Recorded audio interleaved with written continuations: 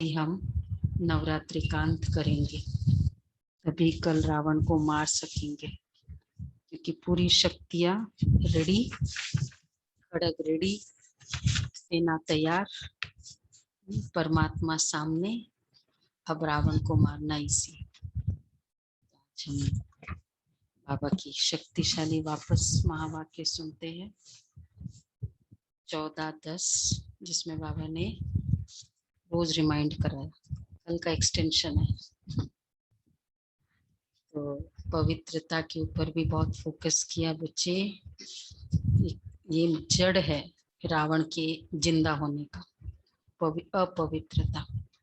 जहाँ पवित्रता है मतलब रावण जिंदा है। तो इसलिए जब ये नष्ट होगा ना, मतलब रावण का राज्य खत्म होगा। रावण का राज्य कब खत्म होता है? बहुत अच्छी बात है। रामायण, महाभारत और गीता का क्या कनेक्शन है? चलो सुनते हैं, सोचो क्या कनेक्शन है। 14:10, मीठे बच्चे, योग बल से विकारों रूपी रावण पर विजय प्राप्त कर सच्चा सच्चा दशहरा मनाओ। अच्छा, प्रश्न है, रामायण और महाभारत का आपस में क्या कनेक्शन है?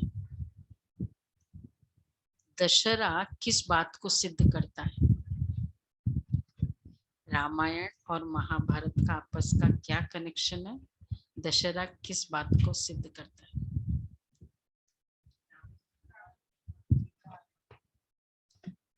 बहुत डीप और बहुत मतलब इतनी गहरी बात शायद हम कभी किसी से न तो सुना ही नहीं है और सोच भी नहीं सकते। दशहरा सिद्ध करता है कि रावण अभी जिंदा है, क्योंकि हम उसको हर साल जला रहे हैं, इसीलिए। अच्छा, और महाभारत, रामायण, महाभारत, गीता, तीनों बातें।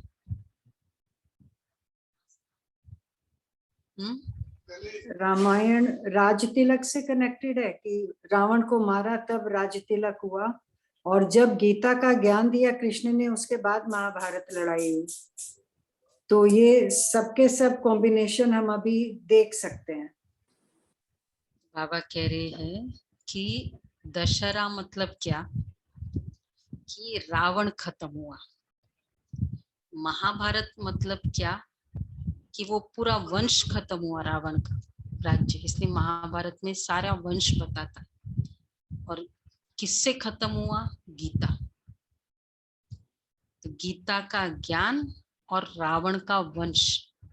रामायण अर्थात दुख, क्योंकि बाद में भी वो दुखी तो बताते, उसके बाद अंत भी तो कहाँ पूरा रावण राज्य खत्म कहाँ होता है? रावण के बाद दूसरे शुरू हो जाते हैं।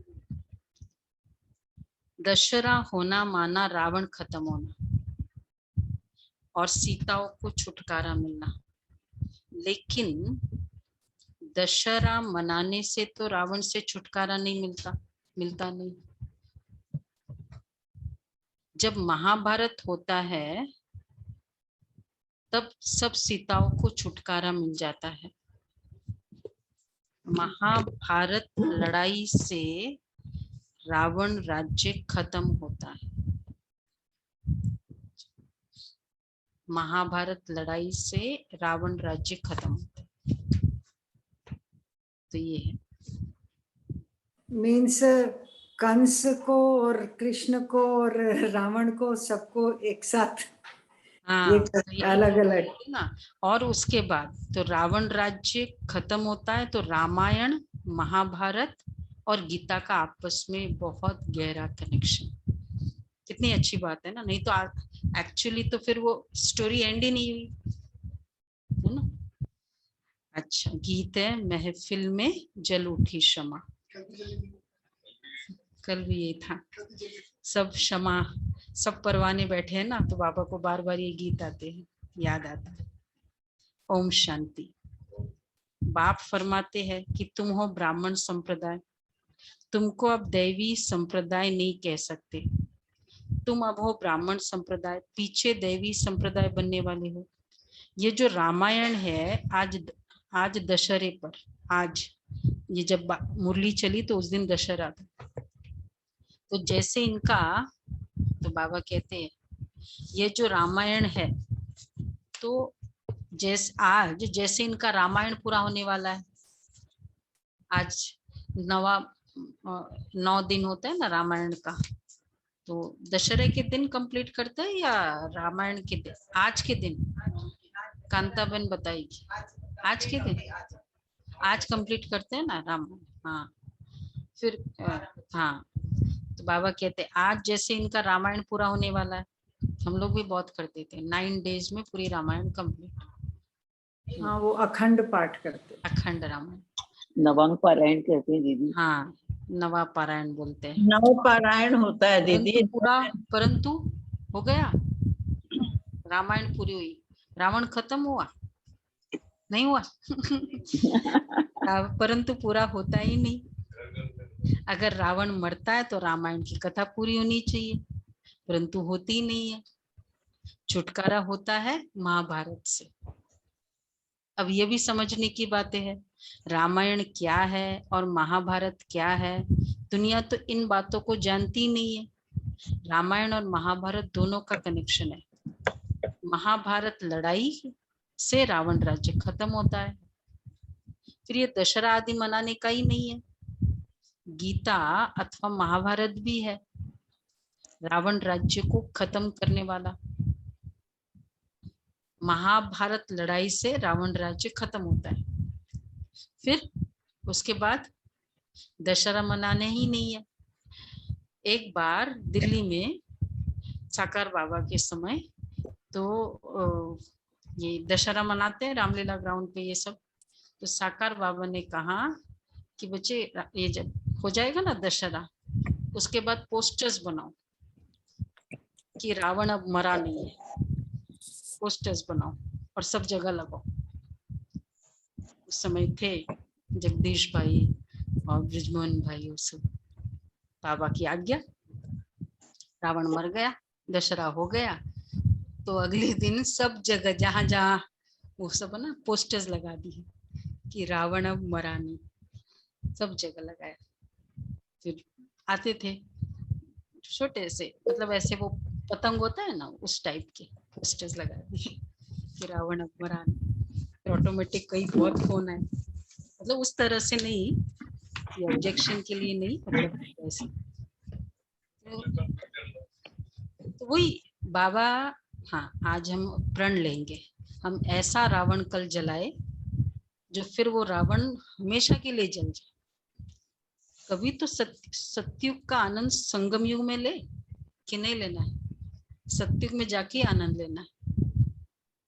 तो कल हम जलाएंगे ना सत्युग में तो पता ही नहीं होगा कि आनंद में हाँ, क्या आनंद क्या लेना नहीं है। मालूम होगा। राइट बात है। तो अभी तो टाइम है, तैयारी भी हो रही है। वह है हिंसक, यह है तुम्हारी अहिंसक। तुम्हारी है गीता, तुम गीता का ज्ञान सुनते हो, उससे क्या होता है, क्या होने का है? रावण राज्य खलास होने का है। वो बल रावण को मारते हैं, परंतु राम राज्य तो होता नहीं। अब रामायण और महाभारत है ना, तो महाभारत है रावण को खलास करने के लिए। ये बड़ी गुह्य समझने की बातें हैं, इसमें विशाल बुद्धि चाहिए।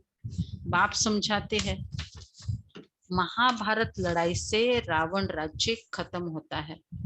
ऐसे नहीं कि सिर्फ रावण को मारने से रावण राज्य खत्म हो जाता है, उसके लिए तो संगम चाहिए।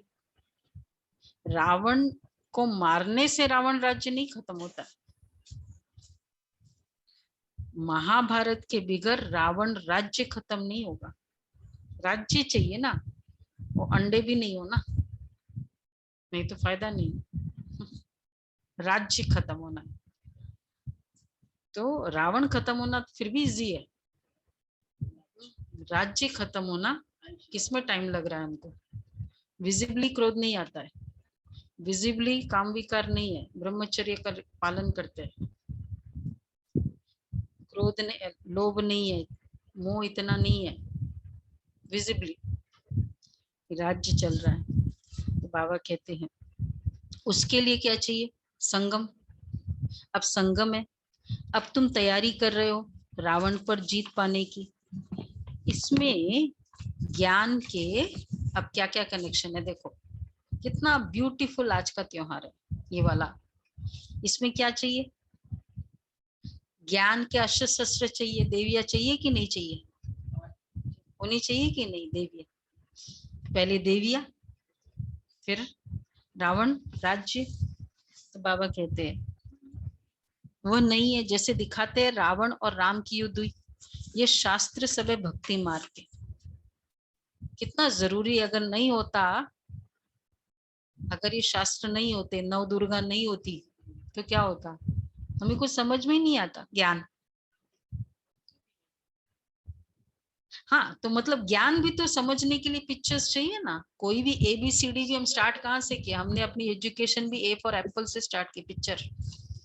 तो ये पिक्चर्स हमें याद दिलाते हैं। बाबा कहते हैं तो अब तुम्हारी तैयारी हो रही है, तो ये अस्त्र शस्त्र है वह नहीं है, अस्त्र शस्त्र लो ही नहीं और रावण दशहरा मना लो, कैसे होगा, कैसे होगा। इसलिए आवाज पहले बहुत देवियां, कम है, उसके बाद आवाज नहीं आ रही दशहरा। बिल्कुल। आज रामनवमी है ना, वैसे बोलते हैं। दीदी आवाज नहीं आ रही। किसको नहीं आ रही आवाज, सबको आ हाँ रही है आवाज। रमेश बहन, अब थोड़ी आप शुरू फिर हुई है। ठीक करो, बाकी सबको तो आ रही है ना आवाज। अच्छा तो आप ठीक है। जिनको नहीं आ रही है वो तो फिर ठीक, थोड़ा नजदीक ले ले, कुछ करे। तो बाबा कहते हैं कि अब तुम तैयारी कर रहे हो रावण पर विजय पाने की। इसमें ज्ञान के वह शास्त्र है सब भक्ति मार्ग के। अभी तुम रावण राज्य पर विजय पाते हो योग बल से। क्या हम कर रहे हैं, रोज योग कर रहे, ज्ञान सुन रहे और मार रहे, विकार मरे ना। कल पता चलेगा कितना विकार मरा है, कल का बहुत डीप एनालिसिस है। वह नहीं है जैसे दिखाते रावण और राम की युद्ध हुई। ये शास्त्र सब है भक्ति मार्ग के। यह है गुप्त बात कि अभी तुम रावण राज्य पर विजय पाते हो योग बल से। यह हो गई गुप्त बात। 5 विकारों रूपी रावण पर तुम्हारी विजय होती है, हुई ना। क्रोध कम हुआ, ज्ञान सुनते सुनते क्रोध कम हुआ, काम विकार कम हुआ, हुआ लोभ पहले जैसे होता था, ये लो वो लो, फर्क, तो रावण मर रहा है। तो तुम्हारी विजय होती है योग बल से। यह हो गई गुप्त बात। 5 विकारों रूपी रावण पर तुम्हारी विजय होती है किससे, गीता से। बाबा तुमको गीता सुना रहे, भागवत तो है नहीं। भागवत में दिखाते कृष्ण चरित्र, कृष्ण के चरित्र तो कुछ है नहीं। तुम जानते हो जब विनाश होगा, महाभारत लड़ाई लगेगी, उनसे रावण राज्य खत्म हो जाएगा। सीढ़ी में भी दिखाया गया है। जब से रावण राज्य शुरू हुआ, देखो रावण राज्य शुरू कब से हुआ, और क्लियरली रावण राज्य शुरू कब से हुआ, भक्ति मार्ग द्वापर से। तो भक्ति मार्ग से शुरू हुआ, तो एंड उससे नहीं होगा, फिर ज्ञान से एंड है ना। तो जब जैसे दिखाते हैं, तो रावण राज्य शुरू हुआ भक्ति मार्ग से, ये तुम ही जानते हो। गीता का कनेक्शन महाभारत लड़ाई से है। तुम गीता सुनकर राज्य पाते हो और लड़ाई लगती है सफाई के लिए। बाकी भागवत में चरित्र आदि फालतू है, शिव पुराण में कुछ है ही नहीं। नहीं तो गीता का नाम होना चाहिए शिव पुराण। शिव बाबा बैठ ज्ञान देते। सबसे ऊंची है गीता। गीता सब शास्त्रों से छोटी है, और सब पुस्तक बहुत बड़े बनाए हैं। मनुष्य की जीवन कहानी भी बहुत बड़ी बड़ी बनाई है। नेहरू ने शरीर छोड़ा, उनके कितने बड़े वॉल्यूम बनाते हैं।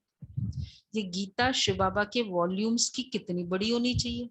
उन्हीं नेहरू का डिस्कवरी ऑफ इंडिया कितने वॉल्यूम है, 2 वॉल्यूम है शायद। कुछ तो पढ़ा था, लेकिन इतना ज्यादा तो इंटरेस्ट भी नहीं चला जाता।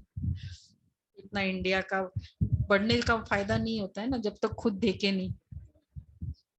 बाबा ने कहा देखो कितनी वॉल्यूम बनाई उसकी। क्या कहना चाहते बाबा, ये गीता शिव बाबा के वॉल्यूम्स की कितनी बड़ी होनी चाहिए। मैंने स्वर्ग बनाया, कितनी बड़ी होनी चाहिए वॉल्यूम। लेकिन एक्चुअली परंतु गीता कितनी छोटी है, सबसे छोटा शास्त्र गीता, एकदम हाँ कम से कम वाला, और ज्ञान सारा उसमें। इतनी ये होते थे ना, ये जो हमारे ये जो गीता के होते तो उसमें हमारे बहनों को बुलाते थे, तो वो कुरुक्षेत्र में हुआ था या हरिद्वार में, तो वही पता ही होगा आपको, वो चावल के दानों पर श्लोक लिखा हुआ देखा होगा। पूरी गीता 18 अध्याय गीता चावल के दानों पर, छोटे से लॉकेट में गीता। तो क्योंकि बाप सुनाती एक बात है कि मुझे याद करो तो विक्रम विनाश होंगे और चक्र को समझो, बस इसलिए गीता छोटी बना दी है। ये ज्ञान है कंठ करने का। तुमको मालूम है गीता का लॉकेट बनाते हैं, उसमें छोटे अक्षर होते हैं। अब बाबा भी तुम्हारे गले में लॉकेट पहनाते हैं, गीता का लॉकेट करते ना कई लोग, वो हाँ अंदर गले में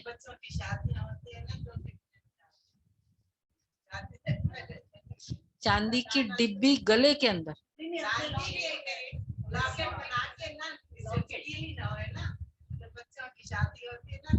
और तो लॉकेट में क्या है, पूरा गीता। कितनी छोटा ज्ञान, कितना छोटा है, कोई टाइम थोड़ी है। कोई भी कभी भी पढ़ ले, इतना हैंडी है कि चांदी के डिब्बे में लॉकेट में शादियों में भी यूज हो सकता है, तो इतना हैंडी है।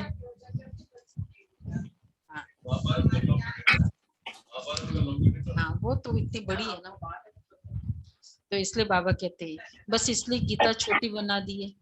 ये ज्ञान है कंठ करने का। तुमको मालूम है, तुमको मालूम है गीता का लॉकेट बनाते हैं। अब बाबा भी तुम्हारे गले में लॉकेट पहनाते हैं, पहना है लॉकेट। सब लोग के गले में चेन तो होते होंगे ना, नहीं चेन भी नहीं होते हैं। अच्छा, तो जिस जो चेन पहनने की आदत है वो छोटी सी लॉकेट, कौन सी लॉकेट, त्रिमूर्ति और राजाई का। बाबा कहते गीता है 2 अक्षर अल्फ और बे, ये है गुप्त मंत्र का लॉकेट। मन मना भव, मुझे याद करो तो विक्रम विनाश होंगे। तुम्हारा काम है योग बल से विजय पाना, फिर तुम्हारे लिए सफाई भी चाहिए। बाप समझाते हैं कि तुम्हारे योग बल से रावण राज्य का विनाश होना है। रावण राज्य कब शुरू हुआ ये भी जानते नहीं। ये ज्ञान बड़ा सहज है, सेकंड की बात है ना। 84 जन्मों की सीढ़ी में भी इतने इतने जन्म हुए हैं लिए, कितना सहज है। बाप है ज्ञान का सागर, ज्ञान सुनाते ही आते हैं। अब तुम मुरली के कागज इकट्ठे करो तो ढेर हो जाए। बाप डिटेल में समझाते हैं, नटशेल में कहते हैं देखो इतनी सारी मुरली इकट्ठे करो 1 मंथ की भी तो कितना हो जाएगा। बाबा कहते हैं नटशेल में, इसलिए हम पर डे का एफर्ट करते। आज की मुरली सुनी, आज के एफर्ट किया, चलो साइड में, यही तो करना है ना मुरली से। तो बाप समझाते योग बल से रावण राज्य का विनाश होना है। बाप है ज्ञान का सागर, ज्ञान सुनाते ही आते हैं। नटशेल में तो कहते अल्फ को याद करो बस। कितना सहज ज्ञान है, मुश्किल है बस। बाकी टाइम किस में लगाते हो, तुम्हारे सिर पर पापों का बोझा बहुत है, कितना सिंपल है। मुरली सुनो, कुछ मेहनत है। डनलप की चेयर है मुरली में, एकदम साइड बाय साइड आराम से, एसी कमरा है, हाँ नीचे भी नहीं बैठना पड़ता है, राइट। अब तो ऑनलाइन है उसमें और सहज है। तो पूरा तो मुरली सहज करके आइडिया क्या होता है कि वो इजीली जल्दी से धारण हो जाए। नहीं तो गर्मी होती रहेगी तो फिर मुरली सुनेंगे नहीं। ये सब बाबा कहते कितना सहज है। नटशेल में कहते हैं वो याद से ही उतरना है।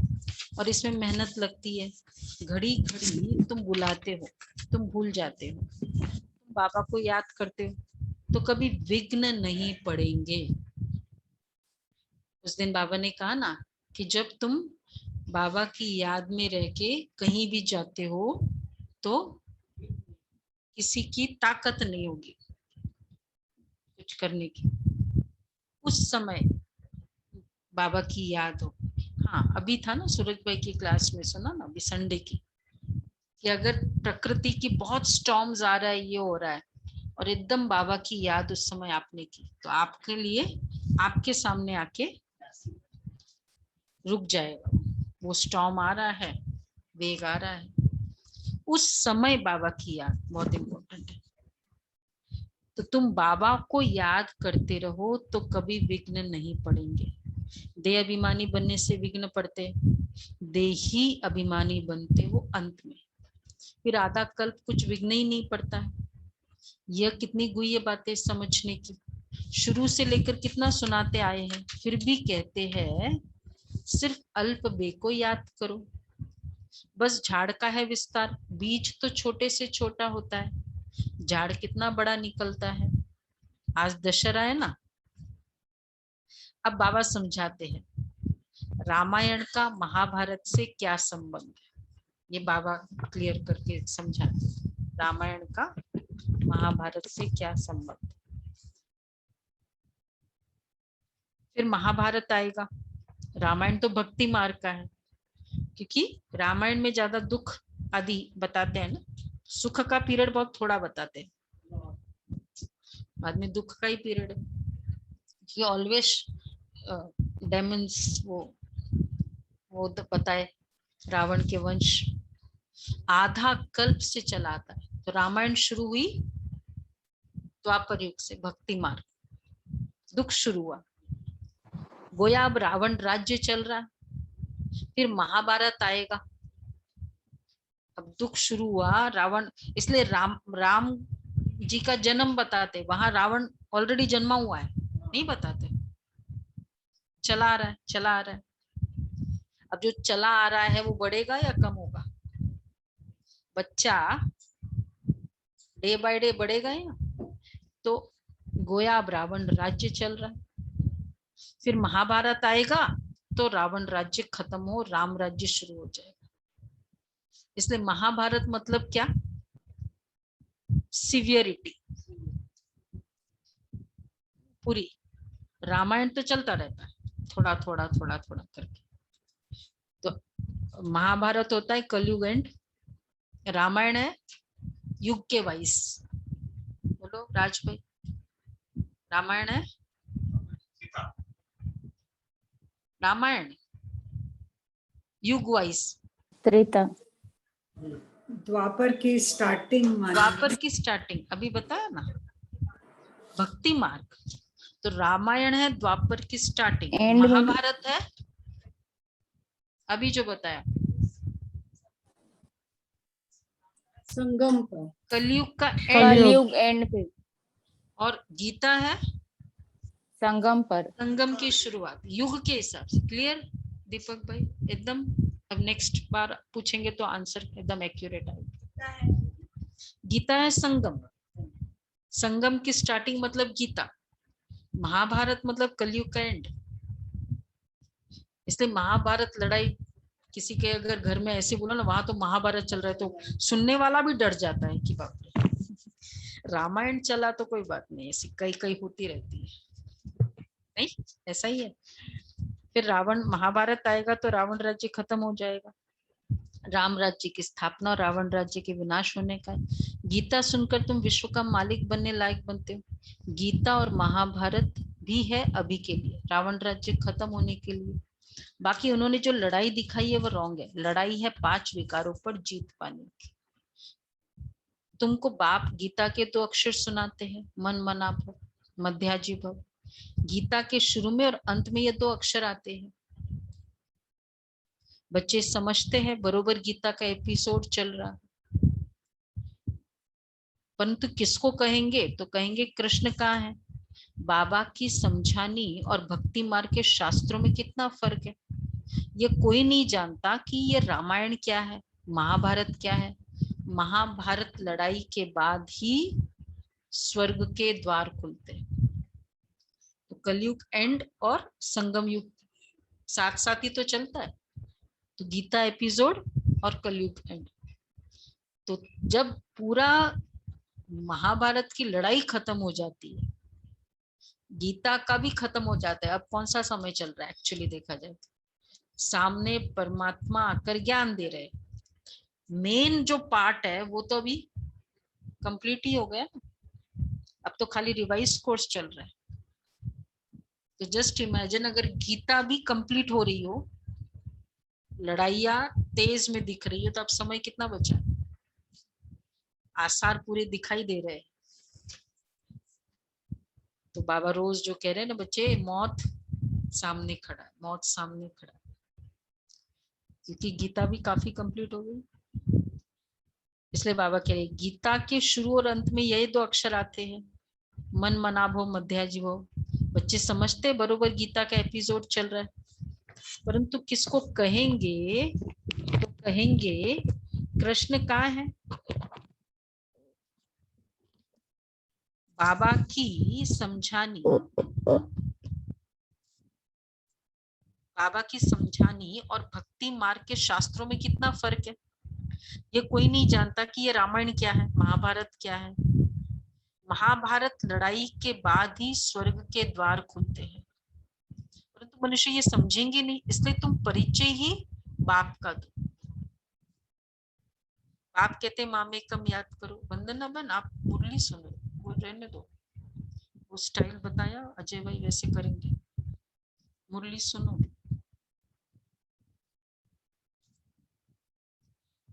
तो बाबा कहते हैं, बाप कहते मामे कम याद करो। ये बाप सारी दुनिया के लिए कहते। ये एक गीता को ही खंडन किया है। गीता का सभी भाषाओं में प्रचार है। तुम्हारे राज्य में भाषा ही एक होगी, वहां कोई शास्त्र पुस्तक आदि नहीं होता। कहा? वहां भक्ति मार्ग की कोई बात ही नहीं रहती। अब क्या जरूरत है उसके बाद? गीता हो गए, सब कुछ सॉल्व हो गया। अब फिर मीडिएटर की जरूरत है? श्री कृष्ण किस लिए थे? वैसे भी इसलिए क्यों बताते कि महाभारत के बाद श्री कृष्ण का कोई रोल बताया महाभारत में? कोई रोल नहीं। क्यों? परमात्मा किस लिए थे? इस समय के लिए थे। तभी तो कुंती याद करती कि वो दुख के दिन ही अच्छे, जब तुम हर पल साथ थे। तो बाबा फिर बाद में क्या करेगा सत्युग त्रेता में? पर्पस भी तो होना चाहिए ना उसको। कब की बातें कल ही थी ना, बाबा की है, हाँ परसों की मुरली थी। सत्युग त्रेता में बाबा का है रिटायर्ड लाइफ, है ना, और परम धाम में है बच्चों का है रिटायर्ड लाइफ। नहीं सुना? याद आ रहा है? तो बाबा कहते हैं ये कोई नहीं जानता कि ये महाभारत, ये रामायण क्या है, परंतु मनुष्य ये समझेंगे नहीं। इसलिए तुम परिचय बाप का दो। बाप कहते हैं मामे कम याद करो। ये बाप सारी दुनिया के लिए कहते हैं। एक गीता को ही खंडन किया है। गीता का सभी भाषाओं में प्रचार है। After Bible the second most translation, जिसका मैक्सिमम लैंग्वेजेस में ट्रांसलेशन हुआ गीता का, है ना, आफ्टर बाइबल। तो गीता का सभी भाषाओं में प्रचार है, हर भाषा में ऑलमोस्ट। तुम्हारे राज्य में तो एक ही भाषा होगी, वहां कोई शास्त्र पुस्तक आदि होगा नहीं। सत्युग में वहां भक्ति मार्ग की कोई बात ही नहीं होती। भारत का तैल्लुक है ही रामायण, महाभारत और गीता से। भगवान तो बच्चों को गीता सुनाते हैं। तो संगम युग में मौज है। क्यों? रामायण भी सामने, रामायण की सारी घटनाएं सामने। कौन से है? राम जैसे बच्चे भी है कई, भरत जैसे भी बच्चे हैं। रामायण की बहुत गहरी समझ कौन सी है? शिक्षा दे रही है हमको रामायण अति प्यारी, कि इधर राम और उधर भरत दोनों ने ठोकर मारी, नहीं सॉरी, राज सिंहासन का गेंद बनाकर खेलन लगे खिलाड़ी, इधर राम और उधर भरत दोनों ने ठोकर मारी, शिक्षा दे रही है हमको रामायण। रावण राज्य का भी शिक्षा है, इस तरह आत्माएं हैं बच्चे ऐसे ठुकराते शिक्षा। तो बाबा कहते हैं कि अभी रामायण अभी की है, भारत का तैल्लुक है ही रामायण महाभारत और गीता से। भगवान तो बच्चों को गीता सुनाते जिससे तुम स्वर्ग के मालिक बनते हैं। महाभारत लड़ाई जरूर लगनी चाहिए, जो पतित दुनिया खत्म हो जाए। गीता से तुम पावन बनते हो, पवित्र गीता से। ये बाप सारी दुनिया के लिए कहते हैं। महाभारत पतित पावन भगवान आते ही अंत में है, कहते काम महाशत्रु है, इस पर विजय पानी है। काम विकार से कभी हार नहीं खानी है, इनसे बहुत नुकसान होता है। विकारों के पिछाड़ी नाम बड़े बड़े नामी ग्रामी मिनिस्टर्स आदि भी अपना नाम बदनाम करते हैं। कितने इंसल्ट की बात होती है, और इतिहास भी साक्षी है। मैक्सिमम जो लड़ाई लगी और जिसमें हार हुआ, एक तो इस काम विकार के कारण लड़ाई लगी, और जब हार हुआ तो उसका कारण था ये विकारों में ग्रसित था वो राजा, उसके कारण फिर वो चढ़ाई करने वालों ने चढ़ाई की। तो ऑलवेज दुख देने वाला, तो बाबा इसलिए कहते हैं नामी ग्रामी के भी नाम खराब होते हैं, काम के पिछाड़ी बहुत खराब होते हैं। इसलिए बाप समझाते हैं। बाबा के पास जवान जवान बच्चे आते हैं, ऐसे बहुत है जो ब्रह्मचर्य में रहते हैं, सारी आयु शादी नहीं करते हैं, फीमेल्स भी होती है, नन्स कब विकार में नहीं जाती, परंतु उनकी वो प्योरिटी और हमारी प्योरिटी क्या फर्क, वो भी प्योर रहती है। खान पान क्या होगा? सिर्फ फिजिकल फर्स्ट ऑफ ऑल सबसे पहले फिजिकल है, संकल्पों में भी नहीं हो। तो वो लेवल्स ऑफ प्योरिटी, खाली प्योरिटी के लेवल्स क्या है? फर्स्ट लेवल है ब्रह्मचर्य, सेकंड है कि नेचुरल है खान पान की शुद्धि, वो तो है ही है, उसके तो अपने 7 लेवल्स है ही है, बट पूरा कंप्लीट खान पान की शुद्धि।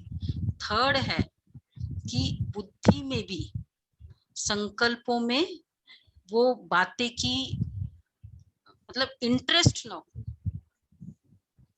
वो बातें की इंटरेस्ट स्वप्न में भी खाली इसका तो नहीं है ना कि भाई पवित्र रह लिया ब्रह्मचर्य। और अगर हम कितनी सारी है, यूट्यूब है, मोबाइल है, इन सब में अगर उस तरह के इंटरेस्ट है, चलो फोर्थ एड्स, कोई भी एड में भी नहीं दिखना है, चलो वो सामने आता है बट कोई, तो ये सब पवित्रता। और फिर फिफ्थ है केवल एक बाप दूसरा नहीं, बाबा के प्रति वो प्यार, ये तो चीज नहीं है लेकिन क्या है। और सिक्स्थ है अपने में दैवी शक्ति की फीलिंग, मैं देवी हूँ, अपने लिए डिवाइन फीलिंग। ऐसे बहुत ब्राह्मण है बाबा बाबा बाबा बहुत है, लेकिन स्वयं के प्रति वो डिवाइन फीलिंग है। तो ये सब लेवल्स प्योरिटी के। फाइनली ये सपने में भी नहीं है, वो तो फिर से ये सब नहीं होगा तो सपना कहाँ रहेगा, कहाँ आते हो? दूर दूर तक कुछ नहीं, खाली बाबा ही बाबा आता है। मुझे लगता है सभी का ही होगा ऐसा। तो बाबा इसलिए कहते हैं कि परंतु उससे कोई प्राप्ति है नहीं। अब ये 6 लेवल्स 7 लेवल्स जो भी सोचो, उनका कौन सा लेवल है? First level.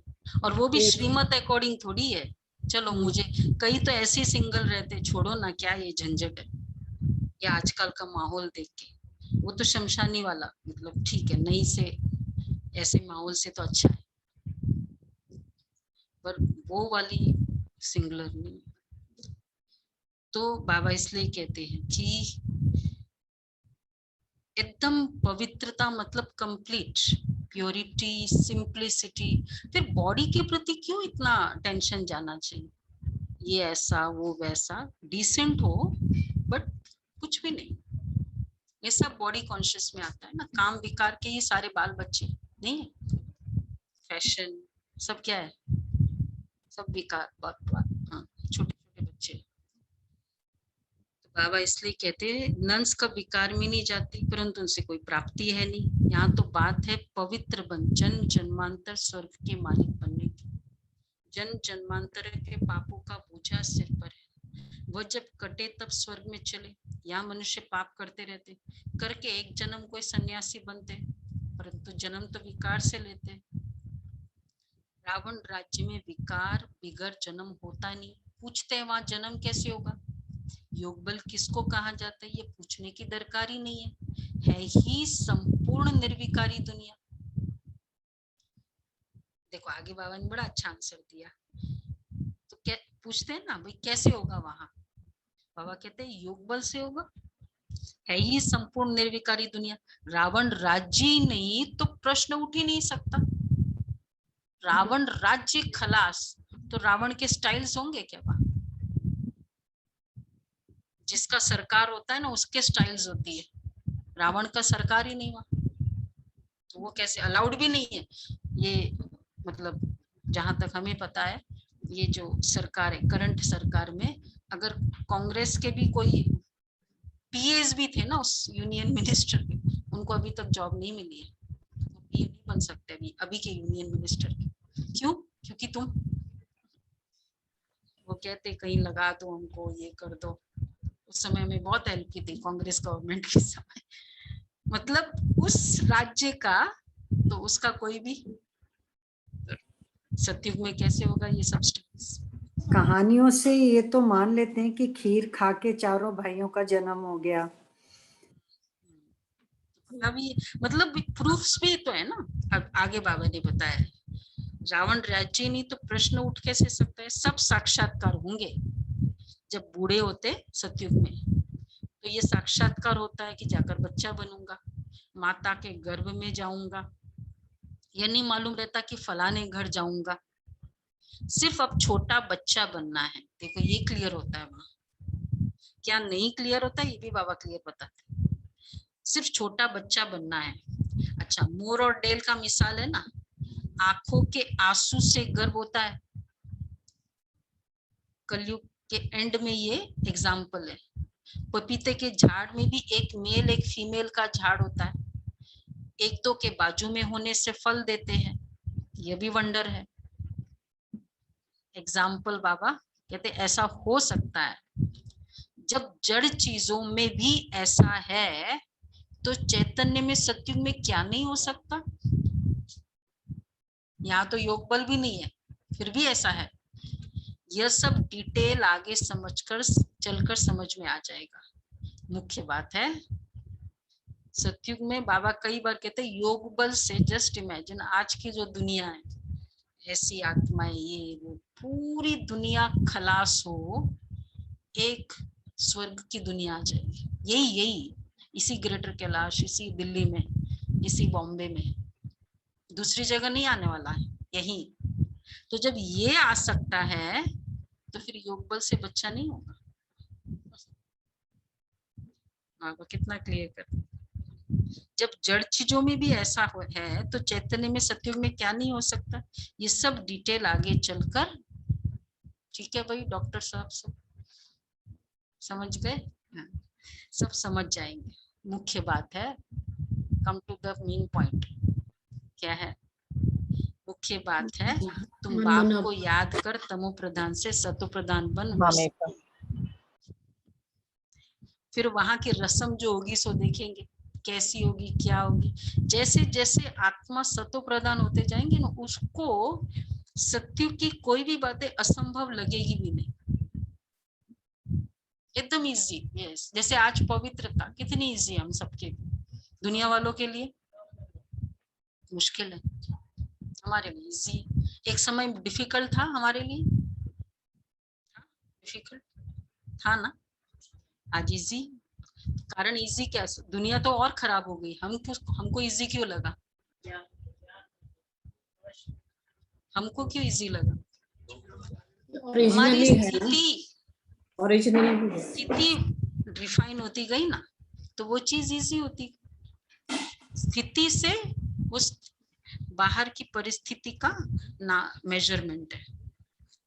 तो बाबा इसलिए कह रहे हैं आगे चल समझ जाएंगे। तुम योग बल से विश्व के मालिक बनते हो तो बच्चा क्यों नहीं पैदा हो सकता है। ऐसे से प्रश्न बहुत पूछते हैं, फिर कोई बात में जवाब पूरा नहीं मिला तो गिर पड़ते हैं, थोड़ी बात पर भी संशय आ जाता है। शास्त्रों में ऐसी कोई बात है ही नहीं। शास्त्र है भक्ति मार्ग के, परम पिता परमात्मा आकर ब्राह्मण धर्म सूर्यवंशी चंद्रवंशी धर्म की स्थापना करते। ब्राह्मण है संगम युगी, बाबा को संगम युग पर आना पड़ता है। पुकारते भी है कि ये पतित पावन आओ, उस तरफ वाले कहते हैं लिबरेटर, दुख से लिबरेट करो। दुख देते कौन है ये भी उनको मालूम नहीं। तुम जानते हो रावण राज्य खत्म होना है, तुमको बाबा राजयोग सिखलाते हैं। जब पढ़ाई पूरी होती है तब विनाश होता है, जिसका नाम महाभारत रखा है। महाभारत में रावण राज्य खत्म होता है। आज बार बार फोकस, दशहरे में एक रावण को खत्म करते, वह है हद की बातें, यह है बेहद की बात, ये सारी दुनिया खत्म हो जाएगी। तो इतनी छोटी छोटी बच्चियां कितनी नॉलेज बड़ी ले रही है, छोटी छोटी बच्चियां बाबा के ज्ञान में। देखो बच्चे भी छोटे छोटे आते हैं। ये जिस्मानी नॉलेज क्या है, बच्चियां बैठी होगी बाबा के सामने, तो बाबा क्या है, जिस्मानी नॉलेज, ये जिस्मानी नॉलेज जैसे विनाशी है। घासलेट है और यह है मतलब फिजिकल एजुकेशन के लिए करते हैं ना टाइम ये बात, और यह है सच्ची घी घासलेट है। तो रात दिन का फर्क है ना, सारी जिस्मानी फिजिकल, जहां भी फिजिकल बातें हैं सिर्फ,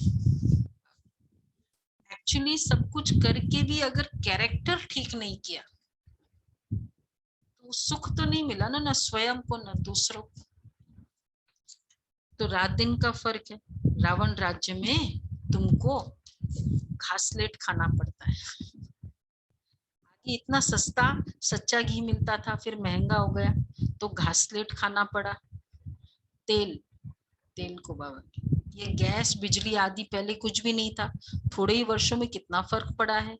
अभी तुम जानते हो ये सब खत्म होने वाला है। शिव बाबा हमें लक्ष्मी नारायण जैसा बनने के लिए पढ़ा रहे हैं।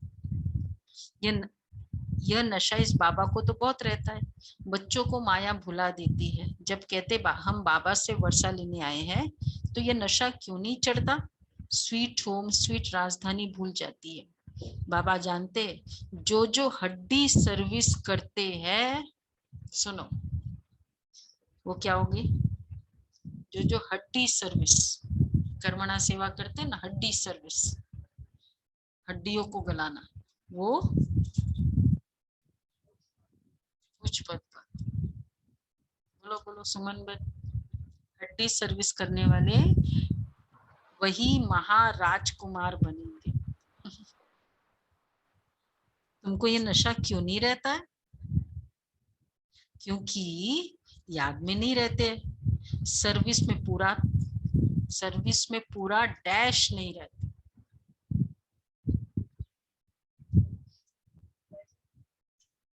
नशा नहीं है,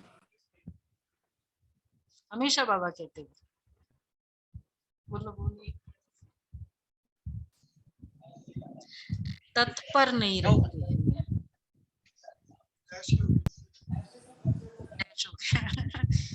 सुना कौन है, सर्विस में सदा तत्पर, बोला और हाजिर। कैसे अजय भाई, रेडी? तत्पर रहो।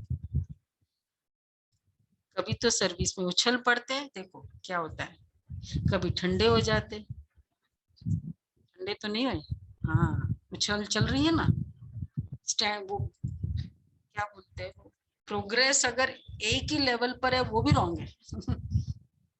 क्या बोलते हैं उसको, C curve, D curve of company, बढ़ते रहना चाहिए। कम तो माइनस में तो जाना ही नहीं चाहिए, उतना ही नहीं रहना चाहिए, पर माइनस में तो जाना ही नहीं चाहिए, ऊपर जाए। सेवा सबका यस,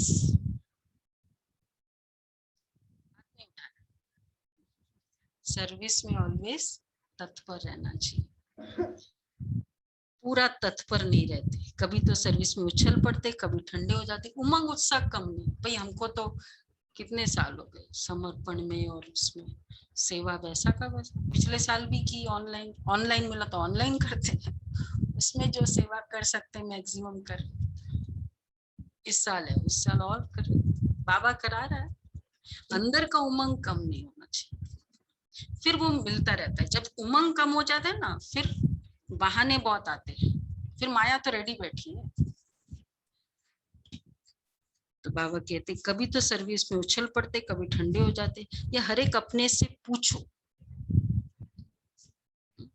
दिल पे हाथ रख के पूछो, क्या पूछो, पूछो बताओ, ऐसा होता है ना।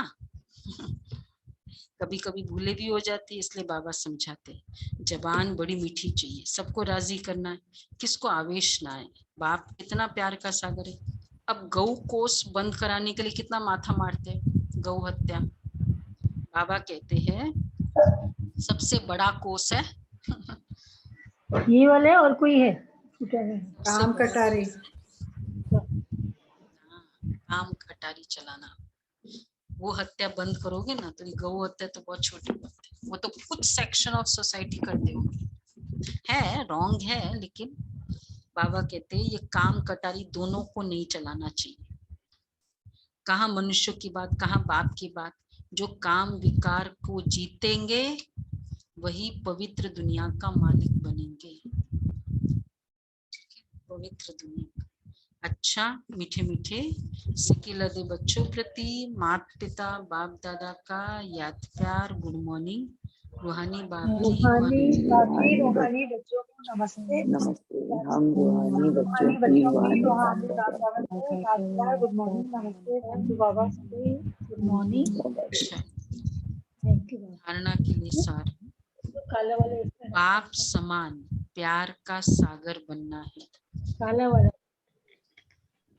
कभी काला आवेश वाला में नहीं आना है, जो सर का ब्रश होता है ना छोटा सा काला ब्रश होता है। बाप समान प्यार का सागर बनना है, कभी भी आवेश में नहीं आना है, अपनी जबान बड़ी मीठी रखनी है, सबको राजी करना है। दूसरा है हड्डी सर्विस करनी है,